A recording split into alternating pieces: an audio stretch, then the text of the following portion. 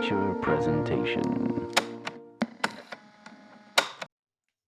We're back, baby. It's been a while, Eric. How you doing? Good, Matt. Good.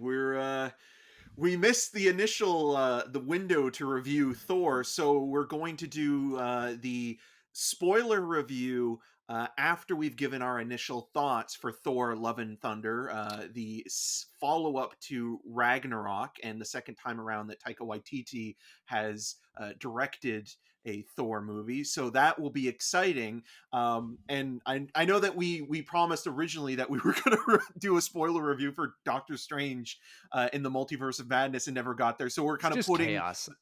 Pure chaos. So we're just putting the Thor stuff all together. Welcome to another Untitled movie review. I am one of your hosts, Matt Rohrbeck. That's Eric Marchin, the 8th best movie podcast in Canada, guys. Woo! But hold on. Let's talk about this.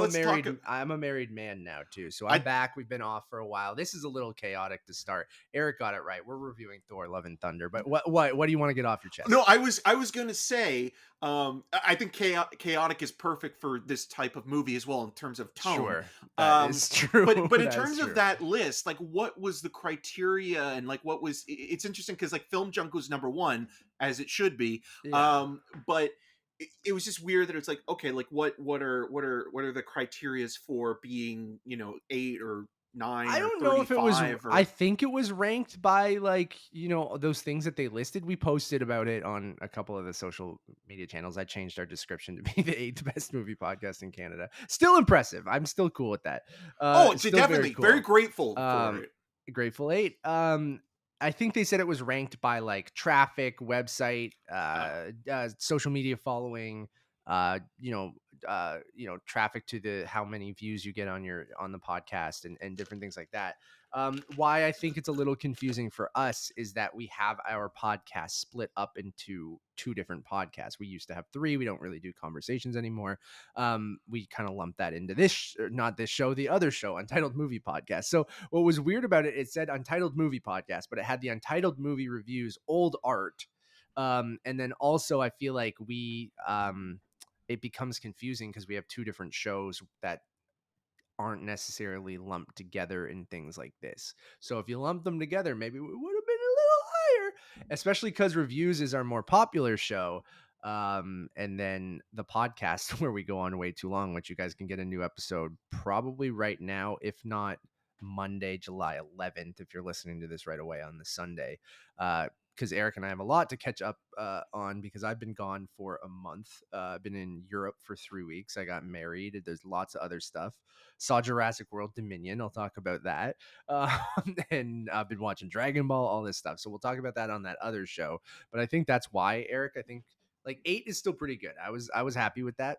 Oh, 8 out of 35, out of 35 potential slots. Of just the top ones. The top ones. That's so I was thrilled with that. That's very cool.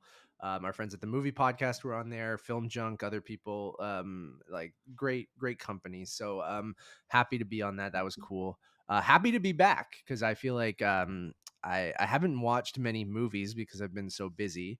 Well, you saw the most important one, Jurassic World Dominion. Yeah, I did. And I cannot wait to talk about that thing on the main show because I went to a cool cinema to go see it. So I'll talk about that.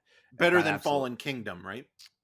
The experience was I don't know about the movie, but well, no. Fallen Kingdom weirdly is a masterwork. I know, which I can't believe I'm saying. But anyways, let's get into Thor: Love and Thunder, as Eric mentioned, directed by Taika Waititi, also starring him, Chris Hemsworth, Christian Bale, Tessa Thompson, Jaimie Alexander, Russell Crowe, Natalie Portman, many more. It is the 4th Thor movie. It feels like Chris Hemsworth has played Thor for Thor. You just call it for Thor. For Thor, more than any other character in the for MCU Jane. For Jane, yeah, I love that. For Jay, yeah, I got it. Some Chasing Mavericks references for everyone, for the 4 people who saw that movie. Eric, I think this is going to be an interesting conversation. As you mentioned, let's give spoiler-free thoughts, just very briefly. If we liked the movie, if we did not, should people go see it in theaters, yada, yada, yada. Then we'll go right into kind of spoilers since we're putting this out after most people will probably have seen the movie over the weekend. It's killing at the box office. The cinema score, interesting. We can maybe talk about that later too. But let's get into it. I know we have slightly different opinions on the movie. I think we're not too far off. I think it's just certain. I think we kind of agree on things. It's just one person enjoyed it more than the other. So I don't know if you want me to go or if you want you to go. I'll let you go because it's I just been a saw while it. since Yeah. and to be honest, one of the things I find about it, just in terms of reviewing this, there's not a lot there, which is weird. I So agree. No, I agree, and I think that's the movie's biggest problem. So I will say that I liked the movie, didn't love it, and I still think it's a slight disappointment because I loved Ragnarok so much. So that might sound weird when you ultimately see the score that I give the movie at the end, because I think I'm being generous to the movie, but I think that's just part of me really enjoying the MCU and still having a good time with the comedic elements of the movie. I just think the movie suffers from a very simple, generic plot. And I think a lot of underbaked and half baked emotional beats, as well as just the plot and story as a whole. Like, I feel like it moves so quickly. And like you said, there's not a ton there where they never give any of the plot points or emotional beats time to breathe. And in a sense that none of them hit. So I feel like I laughed a lot. I had a pretty good time with some of the action sequences, some of the style. Like, it's still like, if you liked Ragnarok, that's all there. But I was talking with Neva, has seen it twice now, and she liked it more the second time. But like, we both have similar problems with the movie, where it kind of seems like where Taika Waititi had something to prove with Ragnarok. Like, you know, it was his first big kind of studio movie, and like, he got a Marvel property. He's going to put his stamp on Thor and kind of showcase his irreverent kind of fun light comedy throughout Thor, and bring that to the character, where he ultimately does that here, but almost like it almost seems like he's almost phoning it in, into the point where it's like, hey, I know what you guys like from me. Here's a lot of that. But I know I still have to give you some emotional stuff in here, or else there's not going to be anything. And then I think it just fails on those parts of it. So ultimately, very mixed on the movie, mixed positive, I would say, because I still love the character of Thor. I like Taika's version of him. I laughed a lot throughout the first, you know, 2/3 of the movie, and then kind of it's tonally awkward, and Eric will get into that, or tonally chaotic, as we brought up at the beginning. um and I feel like in that last act, when it kind of removes all the comedic elements and just becomes your kind of standard Marvel, have to get the villain, save the day, you know, various, trying to throw in some emotional beats, it just doesn't really work. So I like the movie. Obviously, if you're an MCU fan, you're going to go see this movie anyway.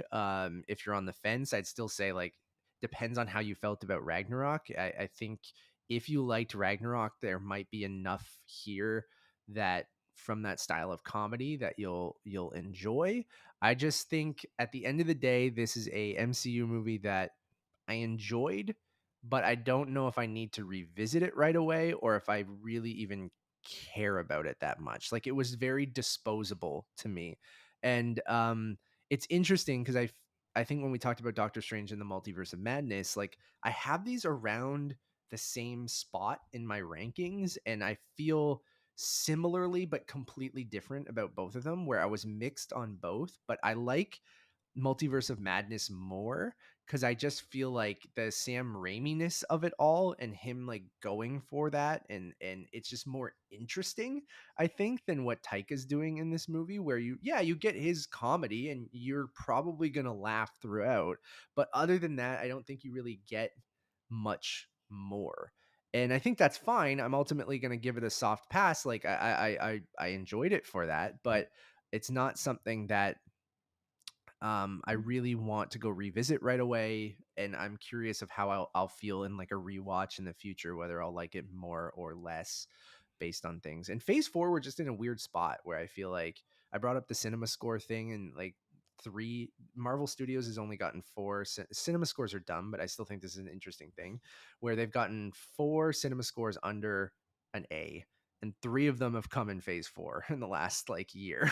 So it's just they're in an interesting spot where I think people are, and me included, who is a huge MCU fan, are kind of, I don't, this sounds hyperbolic, but I'm feeling a little bit like I did around the Age of Ultron days, where I still like them and I'm still interested in them, but they feel, and I'm not saying they all need to be connected and we have to have like a saga like we did with the Infinity Saga and things like that, but that consistency where you knew every time you would go out to an MCU movie, it would be like a really great time. Where I'm finding more and more I'm like a mixed bag with them, which is fine, but you just hope that that trend doesn't continue. And I like them swinging for the fences. And this, I don't think it really does. I think he played it very safe. He kind of gave you exactly what you would expect from Ragnarok, but it's missing people like Bruce Banner. It's missing people like Jeff Goldblum. It's missing people like, I just don't feel like that chemistry was there with other characters that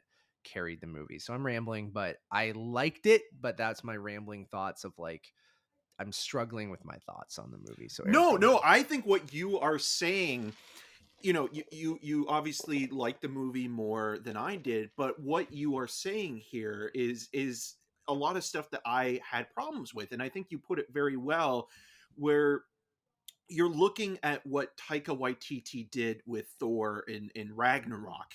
That was the beginning of that character being stripped of the kind of macho facade and being taken so seriously. And we've seen Thor, over, Ragnarok and Avengers Infinity War and Endgame change so much and really become more relatable in a way that kind of, looking at someone going through depression and, grief of their own, losing family members, and Trying to find their purpose in life yeah, and and stuff. that stuff, like, self-discovery and reinvention, like all of that was actually really well done.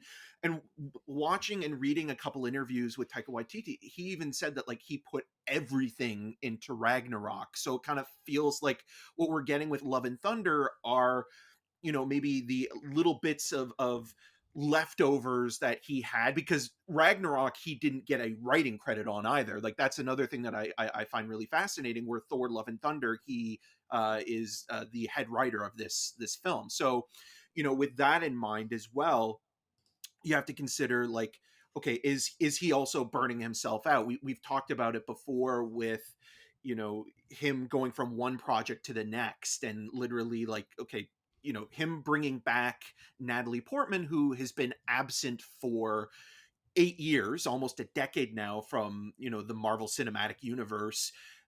Is her character, is Jane Foster a character that people not only want to see again, but want to see the relationship? And the relationship is so important here because it's a rom-com. Waititi mentioned it's a bit of a midlife crisis movie. The storylines of Jane and Gore kind of run parallel to each other, and that's very thematic throughout. But at the same time, when we talked about our or gave our thoughts on Doctor Strange in the Multiverse of Madness, one of the big failings of that movie is that you never really had any kind of emotional attachment to Doctor Strange and Rachel McAdams Christine. Like, Mhm.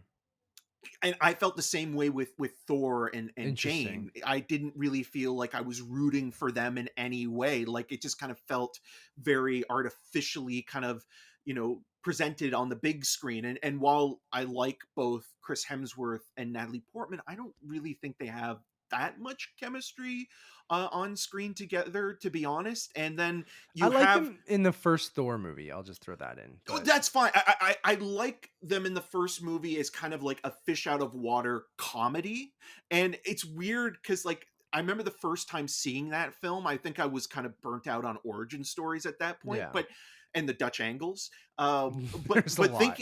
thinking about it now, there is something kind of charming about it just kind of being almost like a sort of a more serious version of, like, Masters of the Universe, the Sure. 87 Dolph Lundgren movie. With this, I think when you look at the script, there are a lot of problems there because you have, Jane's story, you have Thor's story, you have Gore's story, you have yeah. Valkyrie's story, and they're all these strands that are kind of separated at first and are slowly but surely coming together. And every time you spend, a minute or two getting, new information on where this character's been or where this character's going, it cuts to the other. And it's so incoherent at times that you just kind of feel as though, like, let this breathe. I know Yeah. this movie is just over 2 hours, but I almost feel it should have been 220 or 230, Dude, absolutely.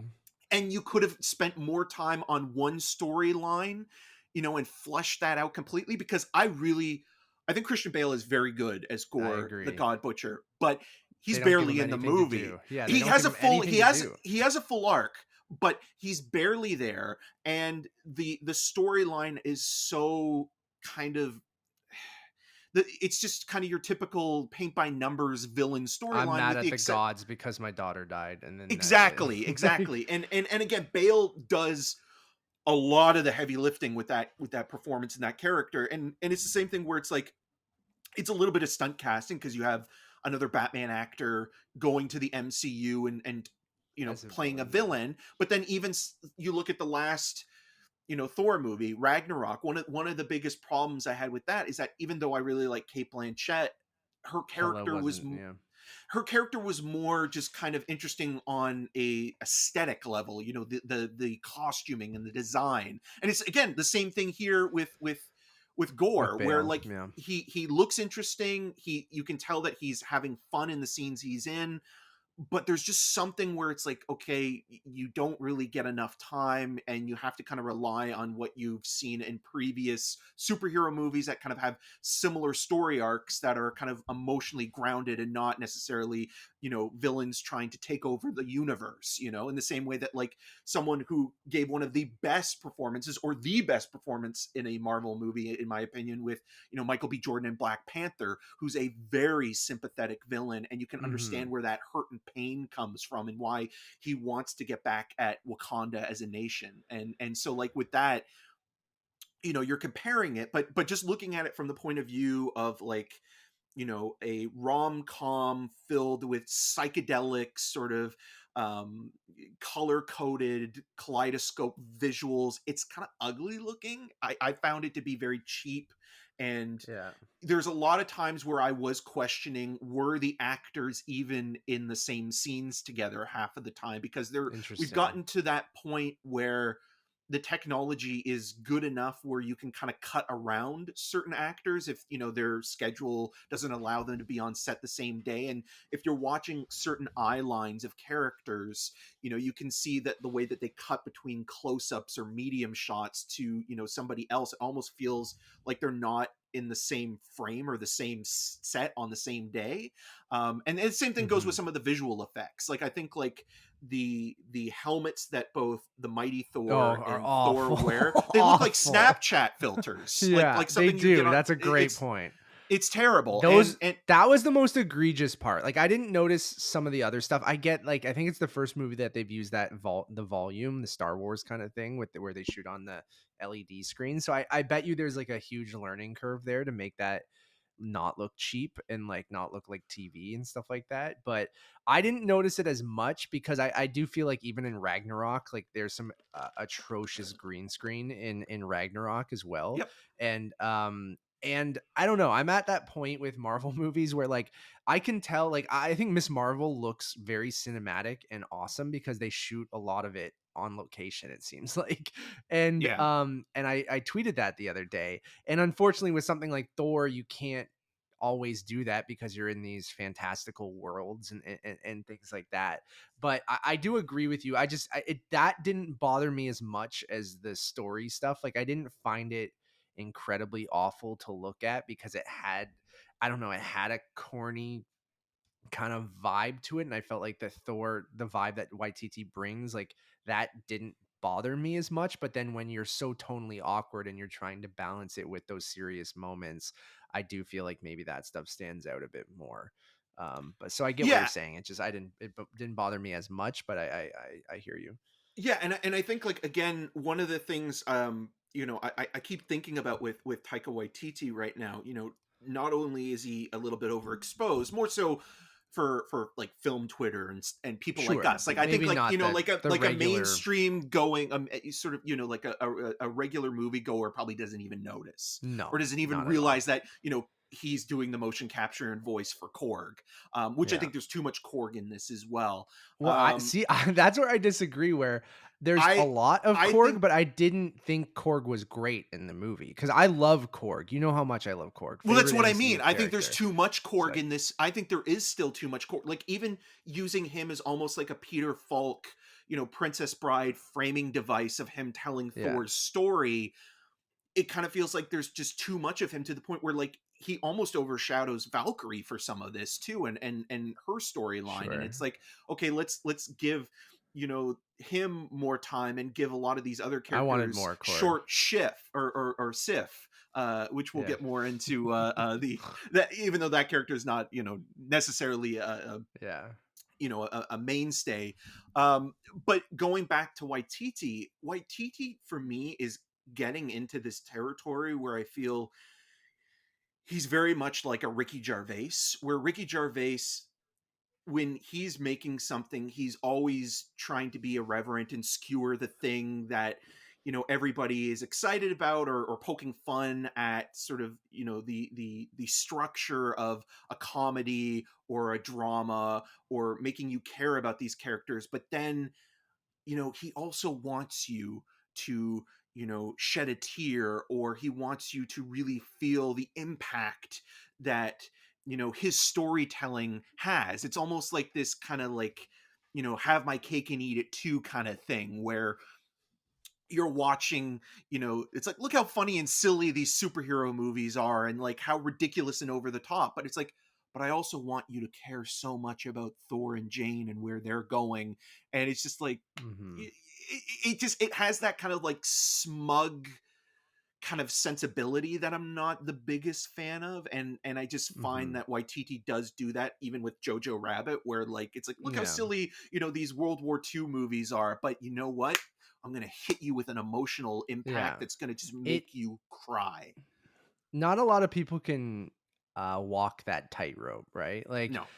we talk about it a lot, where the tonal changes you need to go from how silly his comedy is to some of the emotional stuff that he wants to do, or even dramatic stuff. And like we talk about Bong Joon Ho and other people that like are so Well, even Sam good at Raimi, right? that, With and like like the Sam Evil Raimi, Dead yeah. movies, right?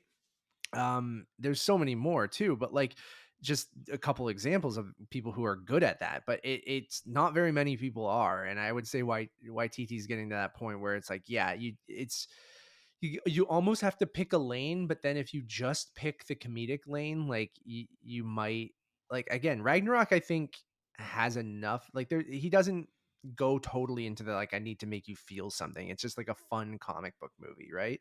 Like with a lot of comedy and Well, there's a little bit of that between Loki and Thor, kind of patching up their yeah, relationship a little sure, bit. but then that's fine. You don't go, it's not like trying to go as heavy as this movie is at times, right? Like with some Yeah. of the themes and some of the stuff going on. And I feel like that's what I mean by balancing them. You need to find an emotional through line that isn't so jarring to the really zany comedy that you have. And I think like it works way better in Ragnarok than it does in this movie, because to your point, like the brotherly thing between Thor and Loki, who's already a character that's troubled and complicated, and like I feel like you that fits that tone a little bit more than dealing with the things Jane's going through or the things that Gore is going through in this movie. Like I just feel like you needed to either take some of the focus away from the comedy and then put it a little bit more into that drama. To your point, maybe add 20 minutes to the movie. Like it's rare that me and you, especially in a movie that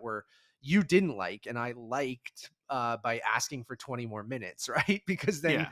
it's like, oh wow, did we want this to be 2.5 hours? You're like, oh, maybe we did, because then it would have let some of those emotional and dramatic beats kind of breathe and develop more. Because I feel like this movie just hits the ground running.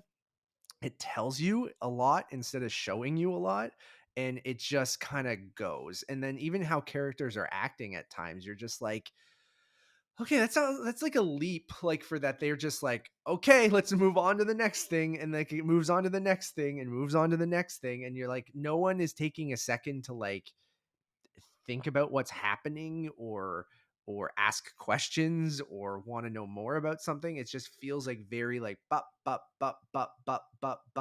over. And then you're like, oh, okay. And then there's a ton of comedy sprinkled in throughout. And depending on if you like Waititi's humor, you're gonna laugh or you're not. So I don't know. Yeah, it's a mixed bag. I'd love to get into spoilers. Do you want to save our scores to the end or just give them now? I Since we think kind maybe of we gave should like a give review. our scores now for Yeah. people that haven't seen it. But I want to say Yeah. the one I Last thing. wasn't Yeah, the go ahead. biggest fan of the comedy, with the exception of Russell Crowe as Zeus.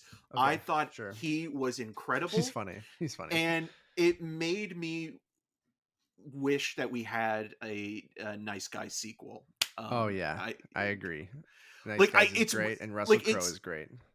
it's one of those things where Russell Crowe, like, you can tell that he's having a blast, but at the same time, it's like I was trying to pinpoint what accent he was doing. It's like, okay, is he Oh, doing it's a like Greek? Greek Is he Italian, doing? like Yeah, is it Greek because of the Greek mythology? Is it yeah, Italian because it sounds almost Italian at times? But you can tell, like, he's just like, you know what? I'm gonna come in, I'm gonna do a bit, I do this and I'm just thing, gonna have and a it's I'm gonna be gonna be funny. literally become Oliver Reed, and like it's just so much fun watching him kind of I just like agree. go off, and like it's probably my Yeah, favorite sequence of the film. I agree. He is very, very, very, very funny. The comedy did work for me. Like I did laugh quite a bit throughout the whole movie. So that's and another thing that we talk about all the time. Comedy is one of those things that it's either going to be like it's so subjective that you're either going to like the humor or you're not, and I feel like that's hard to criticize other than how much he puts in it. So I'm gonna give the movie, like I said, I'm gonna sound generous, but it's because I originally gave the movie a 3. Then I thought about it and I'm like, I'm gonna go up to a 3.5 because it's Marvel and I still liked it a lot. And I was looking at other movies I gave 3.5 to this year, and I'm like, oh, I like this movie better than those. So I kind of have to be consistent. But I think my original disappointment had me at a 3. After I sat on it and thought about other things, I was like, you know what? A 7 out of 10 sounds fine to me, where it's like I enjoyed it. I'm probably not going to think about it much more after this conversation, and maybe I'll revisit it down the line and see how I feel. So I'm going to give it a 3.5. Yeah, it's not great. Is it better than Thor: The Dark World? Absolutely. I would say that this is one of those movies that is disappointing because there's so much going on for it, and that you think like, okay, you've got, some of the best actors working, you have a director who, seems to kind of have, an interesting hold on Hollywood right now with his style of filmmaking that is a little less cookie cutter than just like your classic kind of superhero film. But it just doesn't come together, and it just kind of feels like this kind of splattered collage that, at one point you can be looking at the corner of the painting or the canvas and be like, oh, that's kind of cool, but then, like, you look over at the other side of it and you're just like, oh, this does not fit at all, and it's off-putting. Hmm. Like, it's weird for the sake of being weird, but not in a fun way. So 2.5 out of 5. Okay. And with that, let's get into some spoiler thoughts. I'm going to write a time code down. I mean, we kind of covered exactly how we feel about the movie. I will say on the comedy front, I did laugh a lot. It is my style of weird, irreverent kind of humor, and there were some bits in there that I laughed my ass off on. I know the goats go on for way too long. And way too much. I laughed every single time, Eric. I laughed I every laughed time. once. And I laughed when they crashed into the planet and they that screamed was funny. afterwards. That Very was funny. good. That was great. I laughed when they were on the Guardian ship. Talk about the Guard. We never even talked about the Guardians. I think Absolutely Guardians. I think useless. I think that was kind of like spoiler to be like, okay, well, how much of them is Of going to them be are in there, it? and there's not Because much in the anymore. trailers, it's obviously misleading. But here's the problem I had with the Guardians thing. I get why Taika Waititi kind of, it's like, there's a continuity there. Sure. Thor going off with the Guardians at the end of Endgame, you kind of have to address like what happened there. And I almost kind of liked that opening sequence where it's like, the Guardians use him when they have a really big problem and he's fighting Yeah. weird bird people, which I actually Yeah. liked Those the are great. design Yeah. of those weird bird people. But my biggest problem with kind of the send off with the Guardians isn't because like they're only in it for about 5 minutes. It's weird that it's Chris Pratt giving that kind of speech to I was going to say Thor, Chris Hemsworth's character, um, because in both Affinity War and Endgame, the relationship, the strongest relationship, Guardian versus Thor, is With Rocket. Rocket. And it just Yeah. kind of is like Rocket's just kind of like not even like Rocket has like one line saying like, "Oh, I thought this.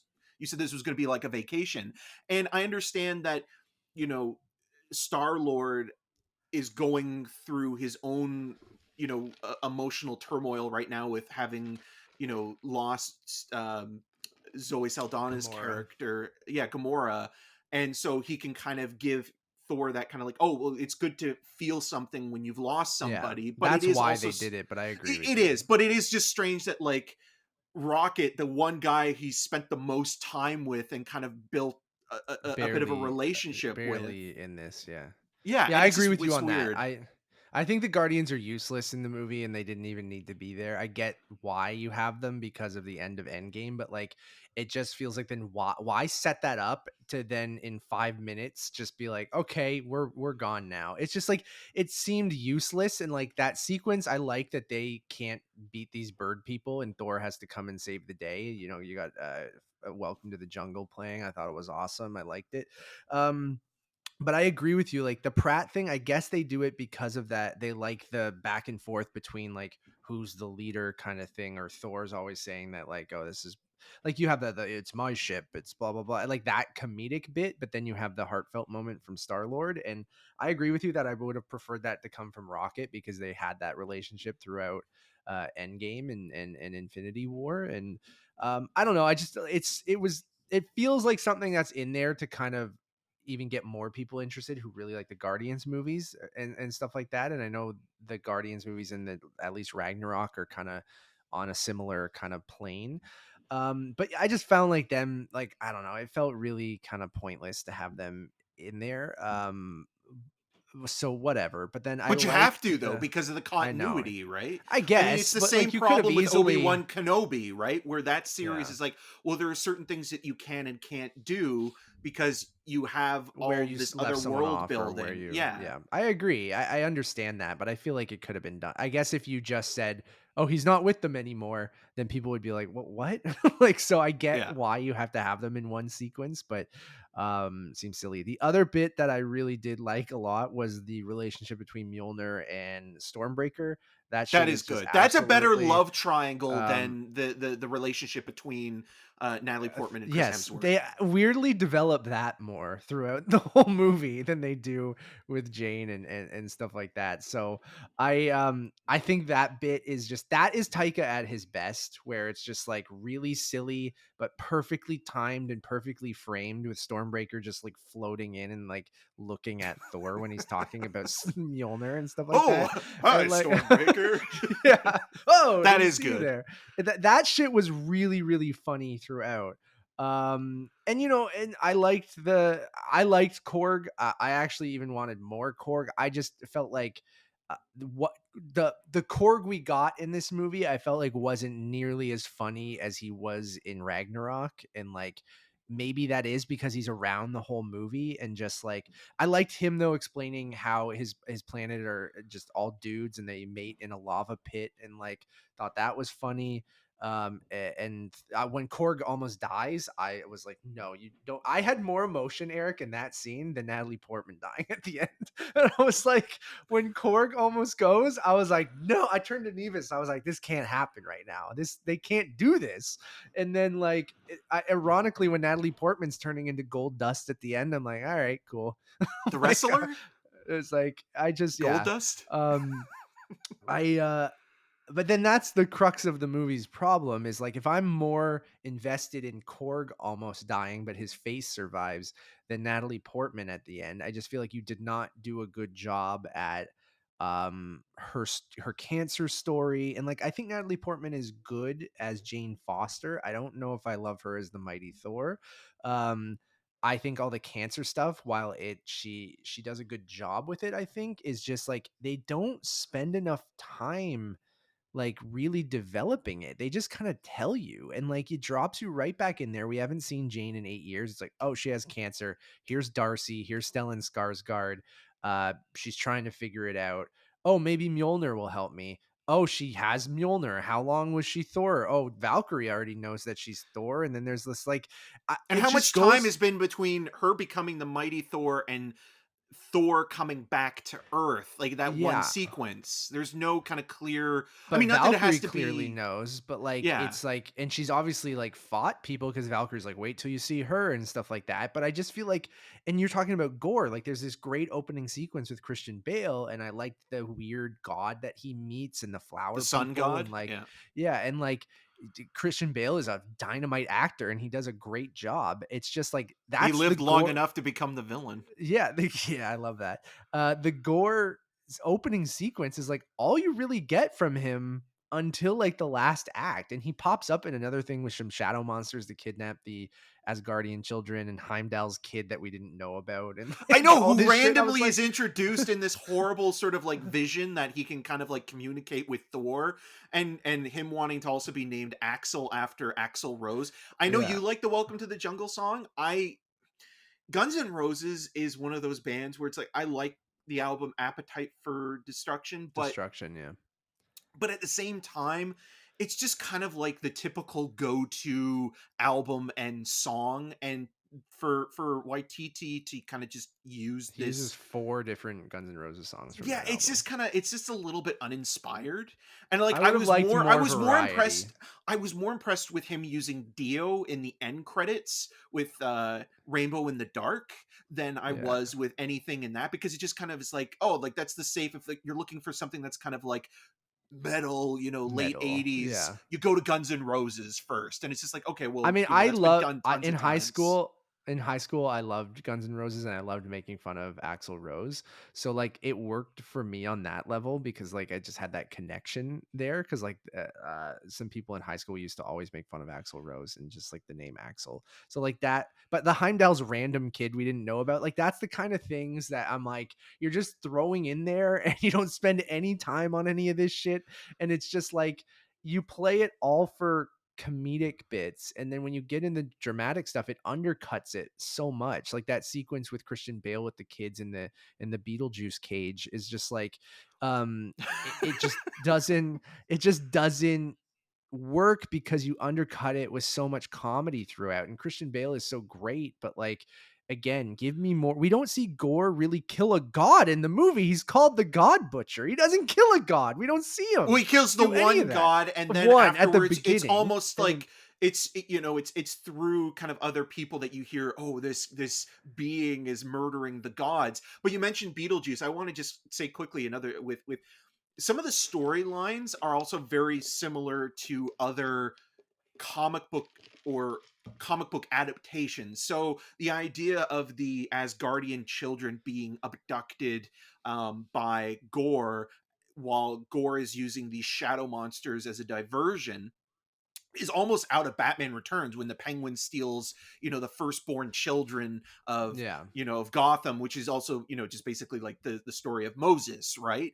And then on top of that, the cancer storyline, I think, could have been done so much better, or if they found a way to kind of like, if it was maybe a different character who you've kind of had more time to kind of care about, or have a journey with. Because even though I'm not a big Superman fan, the one thing I really did like about Richard Donner's movie is that you have a being who can save anybody from external forces that threaten them.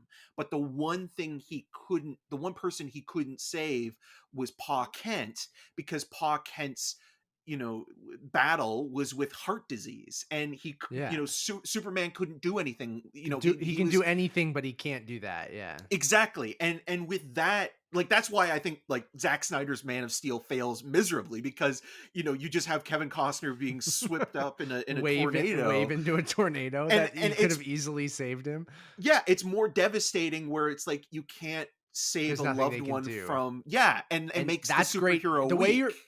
The way you're explaining that, Eric, is fantastic. Why doesn't this movie do that, right? It doesn't wrestle with that at Never. all. It's like that is so perfect, right? Like if Thor found out about this earlier and the whole movie is him trying to find a way, and he's also maybe trying to race Gore to eternity or something to get this wish to save Jane or something. And like you get a little bit of that at the end when it's just like, Gore could save, Gore's face turn at the end, which is not earned at all. And like, or not really even a face turn, but it's just like saving his daughter instead of killing all the gods. We'll get to that Who's in a played by sec. But Chris like, Hemsworth's daughter. yeah. And I just felt like that doesn't hit because it's not earned at all. Like he's just killing gods throughout the whole movie. He's trying to get to eternity to wish the gods away. And then in this like one moment, just because he finds out Natalie Portman's going to die and she's the one that kind of goes, wish your daughter back. Don't kill the gods. And he's like, oh, great idea. And then Thor's like, yeah, I'll take care of your daughter. It's just like none of that feels And her earned. being the love in the title too, like that's Yeah. not earned either. Where it's like, No. you thought it was Natalie Portman, but it's actually this kid who we've This only kid spent you one don't other know. scene with, Yeah, who's actually dude. Hemsworth's daughter in real life. And you don't care because you only spent that one scene. You don't know anything about his daughter. You don't know anything about Gore really, other than they were like dying in a desert. Like so that doesn't feel earned and makes me go, okay, Thor, yeah, he found his purpose. I get what you're doing. Like I get the idea there. But it just again goes back to feeling earned. And what you're talking about of like if Thor found about Jane and found out about her cancer and was like, he's a god, but there's nothing he can do to save Jane. That is interesting, but the movie doesn't do that at all. Thor finds No. out in the third act, a scene before the final like climax, and like there's one scene in a hospital where he's like, you need to stay here because it's killing you every time you use Mjolnir.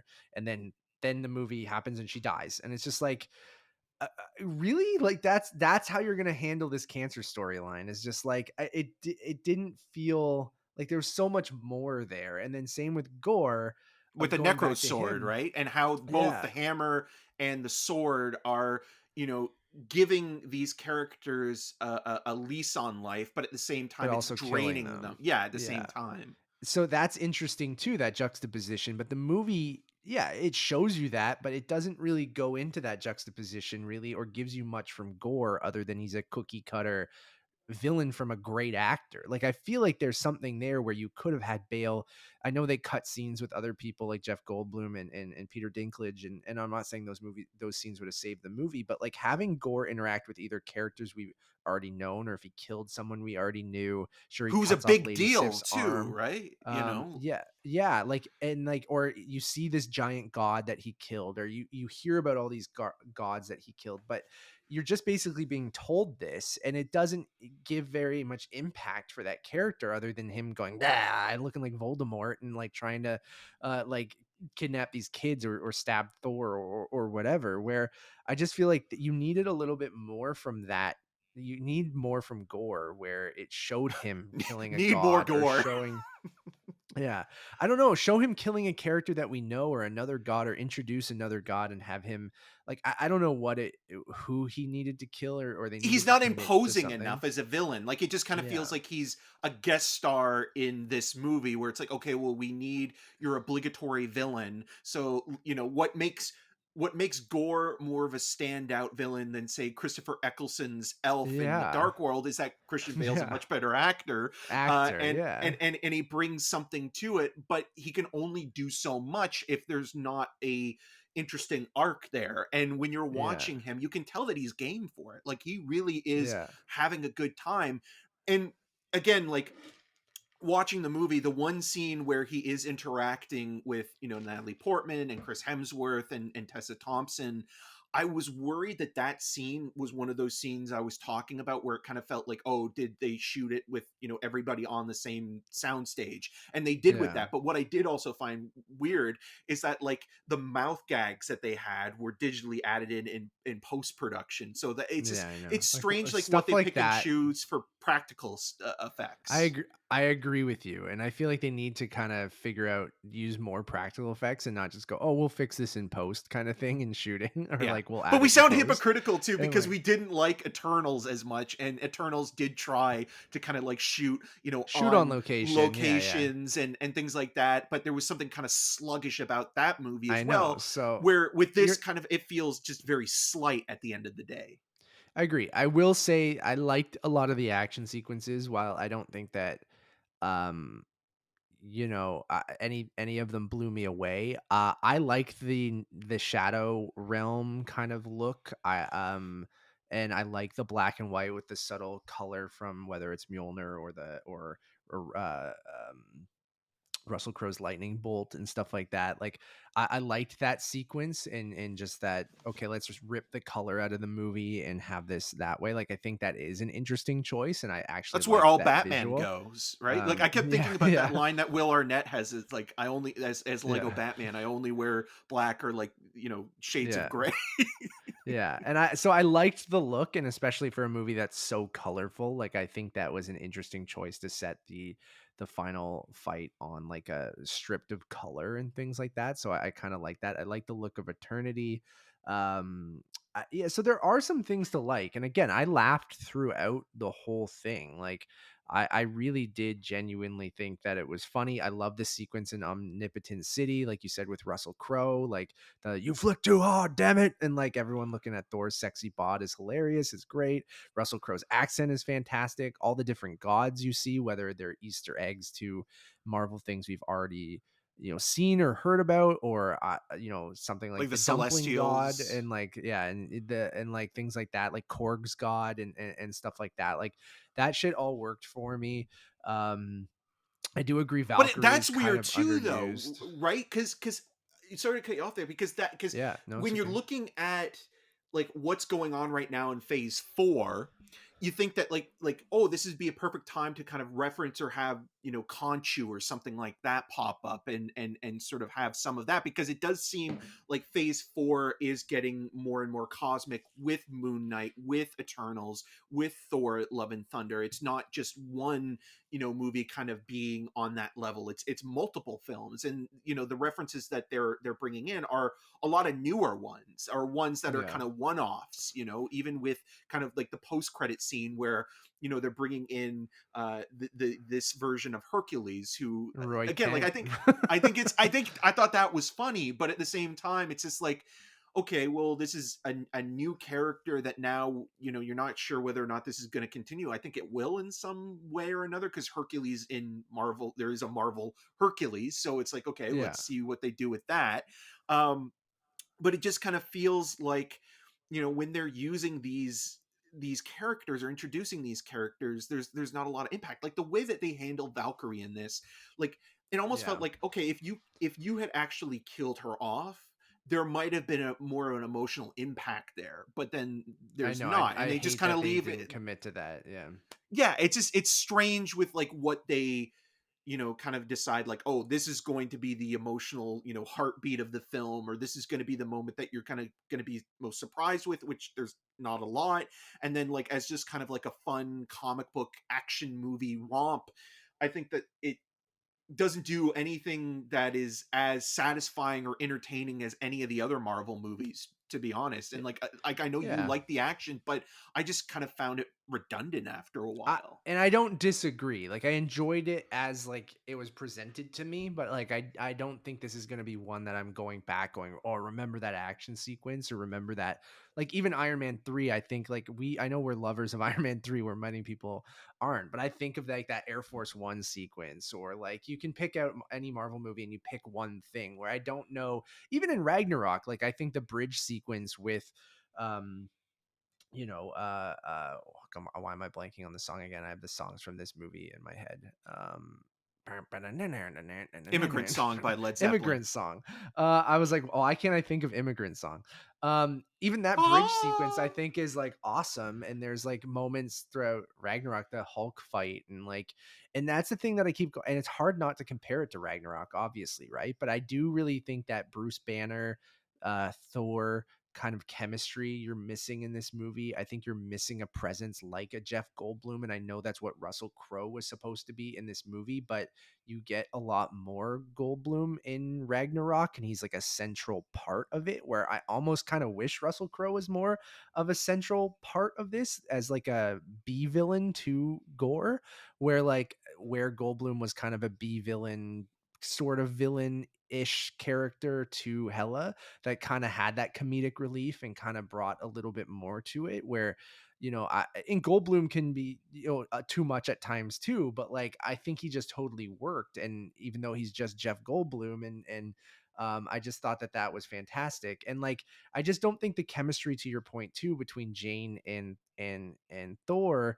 is the same. Like, and I guess they were trying to do that with the Guardians replacing kind of Hulk as the other Marvel characters in this movie to interact with him. But like, and I just didn't find that chemistry there when she was Thor, of like her comedic moments or even any of that to really work. And I did miss that chemistry from someone like a Mark Ruffalo, or the different aspects of Ragnarok. And I think Well, that's where it was and just also missing. Ruffalo being an OG Avenger with, Yeah.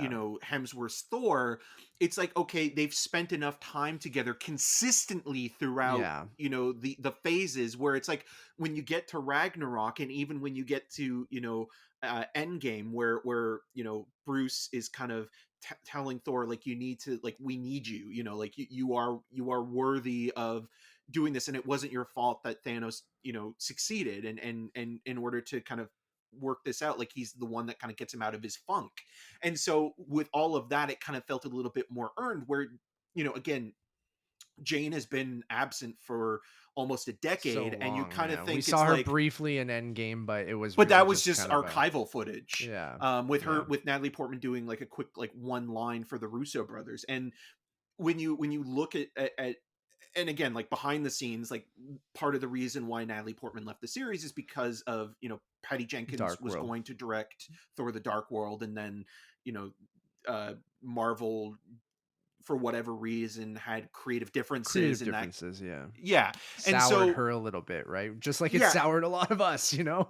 yeah, Uh, and so her coming back was kind of a big deal, especially when it was announced at that one Comic-Con panel. And again, you think like, oh, this is, like, even if the character isn't that well written or kind of one note, you have an amazing actor who, for all intents and purposes, always kind of brings her best, even if the material's not great. But here, like, the most interesting moment for her character is explaining the wormhole thing, where she's referencing, Event Interstellar. Horizon and Interstellar, which is also funny because Matt Because Damon Matt is Damon, yeah. is in Interstellar, I was and like, then so who in plays Matt Damon's character in the MCU? And Christopher Nolan then is now canon in well, the so is Paul MCU, and W.S. Anderson. then Christian Bale is in this. So that breaks my brain on a whole nother level if you It's get like the really Riz Ahmed nerdy. thing, right? In Miss Um, Marvel, right? yeah. Where, like, it's like, oh, so Riz Ahmed exists as Riz Ahmed, and then also Did he was Nolan in. direct Batman movies in the MCU, or did he direct Marvel movies based on the Marvel characters? And it's just like, that's a lot. But Yeah.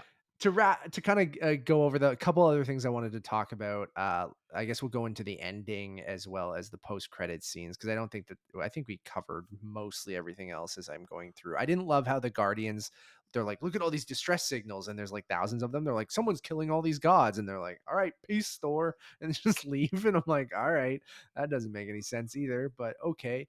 And then at the end, you get what I briefly mentioned earlier in this talk, was like Gore's kind of face turn sort of thing, which doesn't feel earned at all, because throughout the whole movie he's just portrayed as a villain, and there's no kind of him fighting with himself and the necro sword of should I be doing this, or should I save my daughter? I miss her so much. It's just, no, I want to kill all the gods. And then It's at the not like the very ring from last Lord of scene, the Rings. no. And then at the very last sequence in the movie, or in the final like set piece, Jane is dying because Thor's real. She comes to save Thor, and Thor goes, if you use Mjolnir one more time, it's going to basically kill you, because it's sucking all your life out and it's not helping you fight the cancer. So even though you're strong when you use Mjolnir, it's actually killing you, to Eric's point of the juxtaposition. So they bring her in, she saves the day at the end.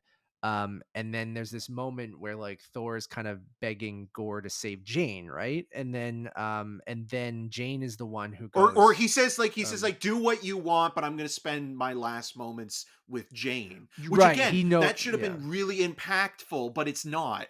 Yeah, it's not at all. And then Jane is the one who says like, wish your daughter back instead of killing all the gods. Like, give her She won't be a alone. chance. Yeah. And then And I get that Christian juxtaposition Bale's line between, reading of, oh, I'm dying. Like that Yeah, was the one bad line it's where he not was like, oh great. man, Yeah. Bale, come on. I know, but it's just not giving him much. So then when he wishes Love back, and then Love becomes the daughter of Eternity now, and so it's not necessarily even his daughter, it's just Eternity creating a child. Basically it's Eternity's daughter, but that looks like Gore's daughter.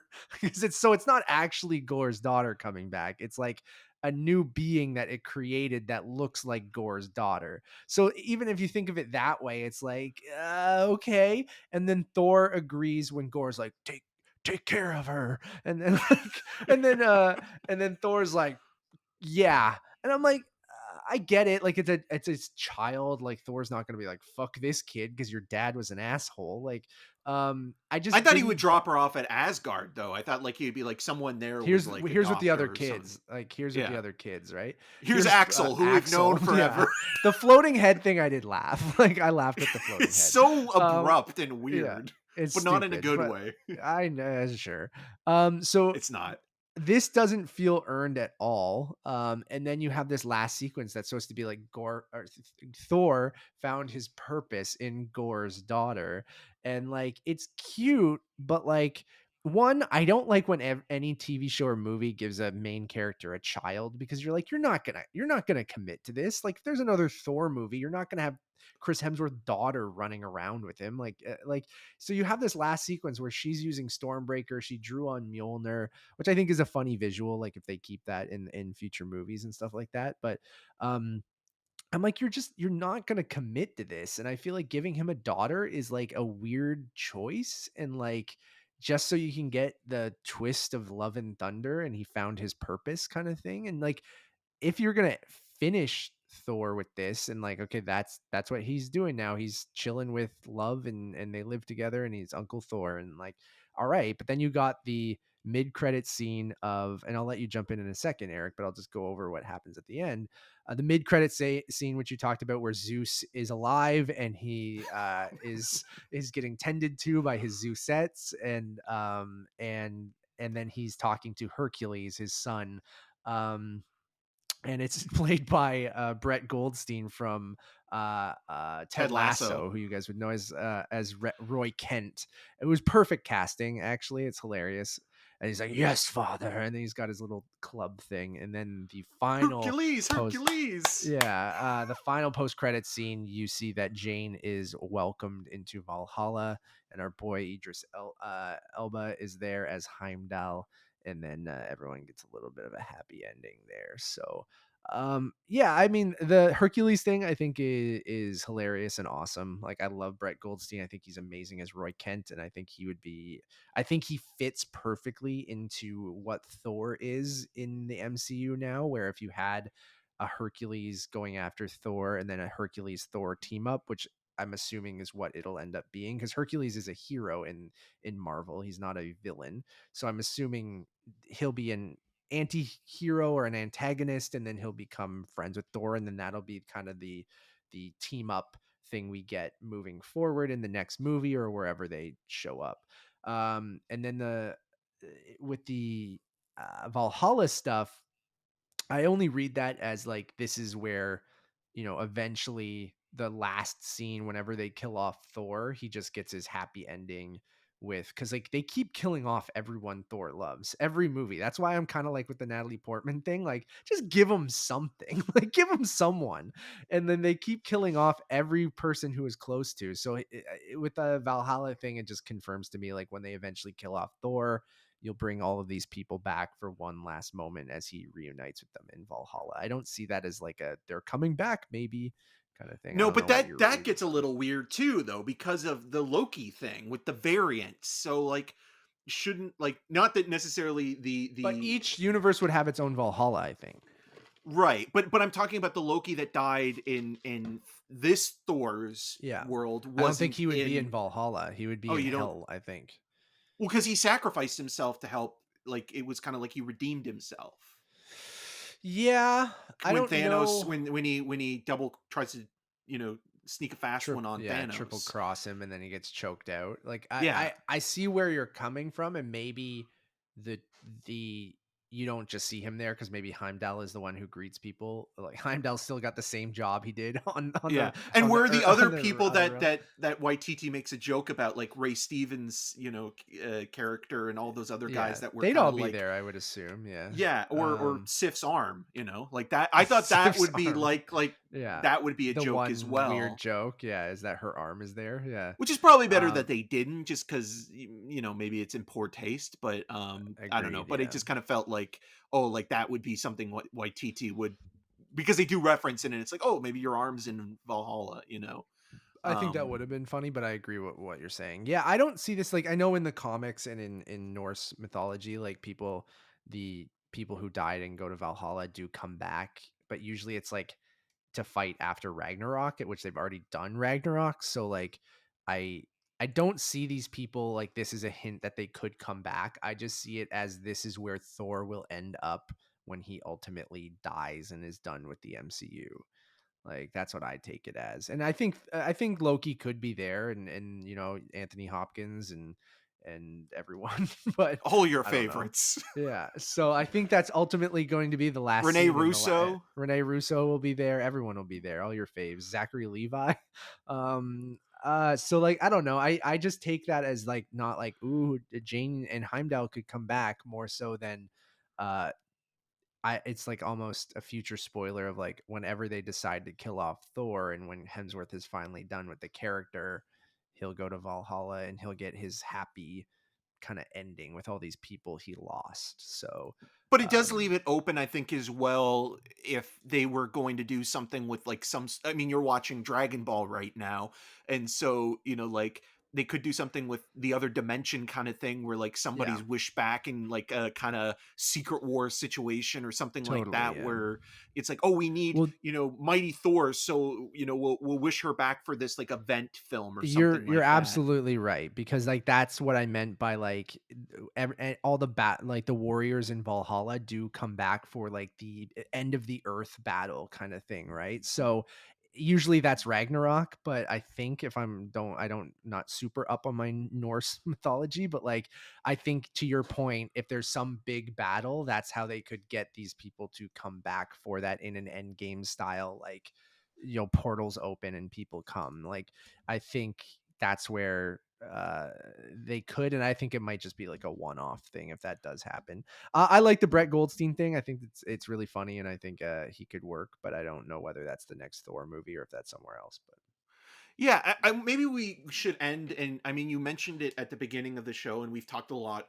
Every time we've talked about Phase 4 entries, that there doesn't seem to be a clear direction of where all these films are leading to. But then Kevin Comic Feige Con has next week. recently said that there will be an announcement soon, or as we get You'll have closer more to the end of clarity it. of where we're Yeah, going. Yeah. and I kind of feel like maybe that's also a problem with the expectation of certain moviegoers, where it's like they need a path. Like the idea of building to Thanos was Is there a exciting. point to this kind of thing? Yeah, exactly. Like, are we gonna get, is it gonna be like Doctor Doom, or is like this gonna be like a secret war invasion thing? I Because think it's both of those things. I think it's Secret Wars and Doctor Doom is going to be a part of that, which he yeah, usually is. and it's just like something where it's like, as soon as people started to realize, oh, this is a shared universe, and also it's a piece of a puzzle that we're going to see this full picture by the end of Phase 3, and you're basically pot committed at that point. um Now it's kind of like, okay, well, we've done Or Galactus, Thanos. maybe. Yeah, we've done Thanos, and now everything is kind of scattered all over the Or place, and Kang. now I keep you're forgetting picking about up. Kang. Yeah, and you're picking up all the pieces, and then it's like, okay, well, what are these pieces going to be? What picture is it going to be put together at the end of the day? And it just kind of feels like, okay, like all of these post-credit scenes really haven't given us a hint one way or another. No, they all seem to be individual things other than maybe the Shang-Chi one because you had Bruce Banner and Captain Marvel in there. Well, Um, and the rings, yeah. right? Kind of being from another galaxy, or like being like an ancient power. Mhm. And like I could see like, Ms. Marvel's bangle also kind of having that as well, being like another piece of like, that puzzle. And they could all be from like different dimensions and then or different universes or something, and then maybe that's where we're gonna lead into Secret Wars. Like, I wouldn't be surprised at Comic-Con in a couple weeks. It's an hour-long presentation. It's called the Marvel Studios like mega panel, and they'll show some stuff from Black Panther. And then I feel like they're going to announce some Phase 5 stuff. And I feel like what we're missing here, I think, is like even from you got to think the very first MCU movie, we had the tease of the Avengers, right? And we knew we were leading to the first Avengers movie, like a crossover movie with multiple characters. We haven't had that since Endgame. And I know you wanted some time.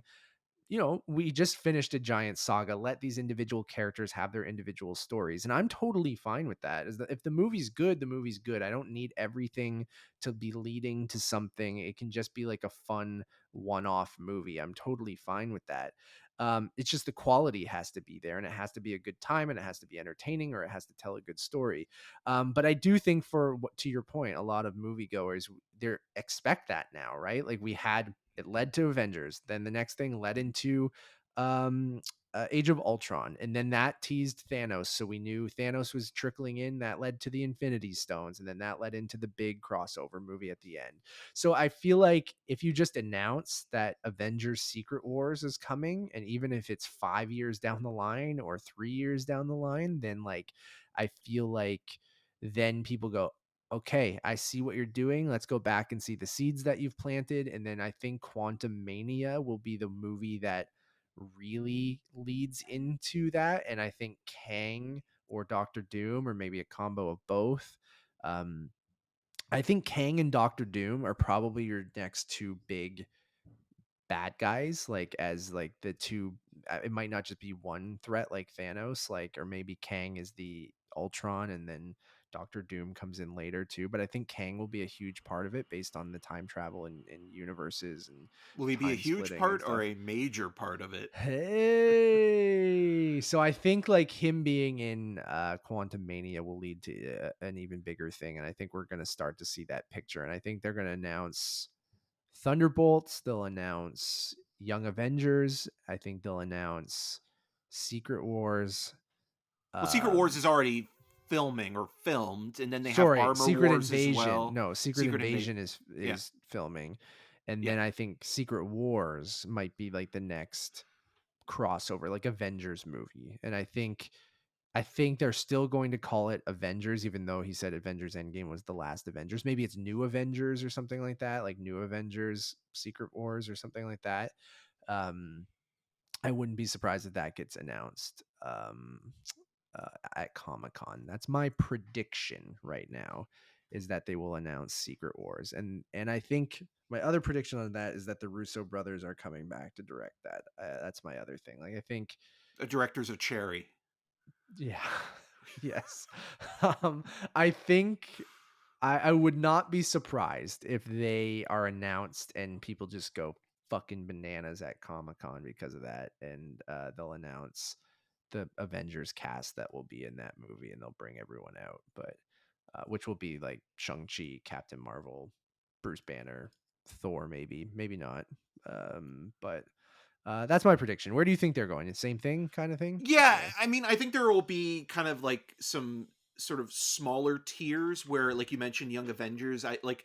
It'll be interesting to see where Blade ends up. Will Blade team up with Right. Moon Midnight Suns, Knight? And maybe. yeah, Yeah. because I think out of all the upcoming um adaptations, I think that the Blade movie I'm most excited for, partly because I think Mahershala Ali is perfect casting and just a great actor. But then on top of that, I'm also curious to see like how much edge they can put into a PG or PG-13 movie, because you look at the Wesley Snipes Blade movies, they are like, they really embrace the gore, not Gore the God Butcher, but the gore of, the violence and sort of the genre filmmaking. And with even Deadpool as well, I'm not a fan of Deadpool, Oh but I am yeah. kind of curious to see like, okay, how is that going to fit in? And then even, with references to, the mutants coming back. Like, it feels like it's now ballooning a X-Men, little you bit think they have to to announce soon too? at Yeah, some right. point, yeah. And then Fantastic Four as well, obviously, like they need to set that up with. Do they announce a director for that at Comic-Con? Like, because here's the thing, we know. So just to lay the land before we wrap things up, we know we have Black Panther: Wakanda Forever coming out in November, which we haven't seen anything from. So you assume that they debut the trailer at Comic-Con. Then you have Ant-Man: Quantumania, Ant-Man and the Wasp: Quantumania. I shouldn't eliminate the Wasp. Guardians of the Galaxy Volume 3, and then the Marvels all next year. Well, isn't And Adam then Warlock also kind of a big deal in like yeah, and the he's in because in Guardians the 3. Yeah. Thanos thing, he's always like the guy that kind of comes in and Yes. helps Yeah. with that, right? So he'll probably be a big part moving forward. And then you have Fantastic Four, which is, is supposed to be soon-ish, but then you have Blade, which here's movies we have directors for and stuff like that. So Blade, Bassam Tariq is directing that. Deadpool, Sean Levy is directing that. Captain America, we just got Julius Ona, Director of Loose. Loose, and that horrible Cloverfield movie. Oh god, yeah. We have the Shang-Chi sequel by Destin Daniel Cretton, and then you have Thunderbolts is Jake Schreier is directing that, and then you have an X-Men movie. So I don't know how many of those they bring out people and cast maybe of some of the stuff and announcements. Like I wouldn't be surprised if Deadpool they announce a different Avenger that will be in that movie with Deadpool. I have a feeling that they will bring in another MCU character to play like they do with any kind of like with Spider-Man or Thor or other things. Like I wouldn't be surprised if they pair him with someone, but I don't know who. Morbius. Hopefully. So it'll be interesting, man. I'm pumped for that Comic-Con panel. Like it's always fun. Like the last time we got this was when they announced all the Phase 4 stuff. So that's when we heard about Thor: Love and Thunder, and they announced Natalie Portman in Multiverse of Madness and stuff like that. So Eternals, and they brought the whole cast of Eternals out and stuff like that. So do they have the Fantastic Four director and cast, and we just don't know about it yet? Are they holding that? Like I could see that happening. Brett Goldstein comes out. I'm here, guys. Hercules is the villain.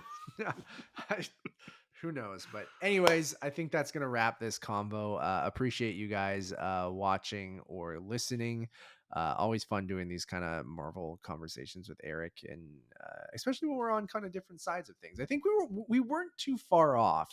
It was just I think I'm a little bit more forgiving of them and just kind of enjoy them for what they are sometimes, which is and vice versa. I understand people being more critical of them because I'm starting to get a little fatigue, and that sucks a little bit. Like I think with the Marvel shows and the movies, getting 3 or 4 movies per year and then 3 or 4 shows per year, I'm starting to go, okay, let's maybe focus on a couple things, Kevin, and don't spread yourself too thin because I feel like the quality is dipping slightly.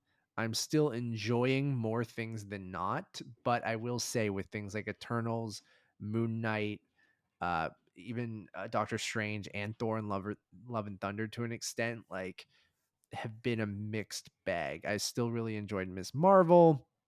And what other show? See, there's so many I'm forgetting. WandaVision is really good. Yeah, WandaVision was great, but I'm thinking about recent shows. Was there something else that I didn't really care about that much? Oh well, Moon Knight we were pretty Yeah, lukewarm that's on. I mentioned that. But anyways, so I don't have Marvel fatigue yet. Like I'm still Oh, excited Falcon for and the the Winter next thing. Soldier Oh, there is you go. another Yeah, there's one other where it was things. like, Like eh.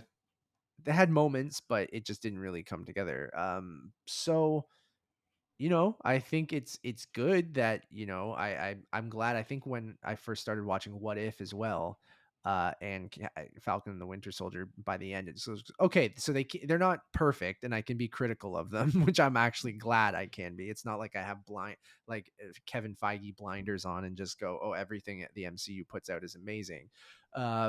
And amazing in it, you know what I mean? Just I like it from a popcorn entertainment world building kind of thing. Like they're not great movies, obviously, but some of them I think work better than others. But I Well, love I the think there are MCU. some good movies in there. Like I don't think Totally. I mean like you should never sell something that It's you short love just short because, yeah, or totally. yeah.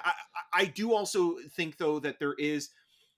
You look at where we've come this summer as well, and again, I hate doing this, but you look at what Top Gun Maverick has done, and you look what RRR has done, and like the quality of the action set pieces and how the compositions are framed and how there's more practical in-camera stunts and sort of spectacle to it. And it kind of feels like when you watch those, because I watched Thor Love and Thunder between rewatching Top Gun Maverick and then watching Thor Love and Thunder and then watching RRR on Netflix, and you just kind of feel like, oh, okay, well, like you can kind of tell where the weak link is here. And I would Sure, love to yeah. see like Kevin Feige completely let go, and I know that's never going to happen either, but like that It kind of might feels one day, but yeah, I but it actually just think feels these fumbles might actually help in the future, right? Just like the fumbles yeah. around Age of Ultron and a couple things in that phase 2 helped them. So I actually think that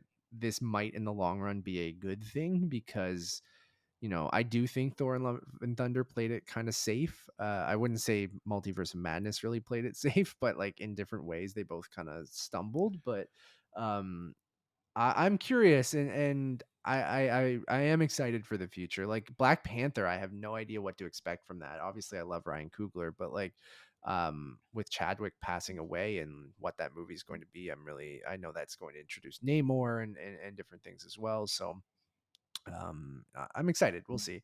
Uh, Once again, thank you. Go check out our newest draft or episode of the Untitled Movie Podcast. You can hear about all my adventures getting married in Europe. I was there for 3 weeks. I went to a You cool were in movie Bale. theater. It's Ballet, but yeah, I was in Bale. Yeah. And other things. So we're going to go record that right now. So that'll be out on July 11th if you're listening to this right away. But it's probably already out by the time you're listening to this. Excited to be back. Thank you all for watching and listening. I think it's the third time I've thanked you, but I'm figuring out how to do this again. So bye, everyone. Follow me at Matt Rohrbeck. Follow Eric at EM6211. Untitled_movies on Letterboxd. You know where to find us. I'll get better at this as we continue to record. I haven't done it in a month. Bye, everyone. See ya, baby cakes.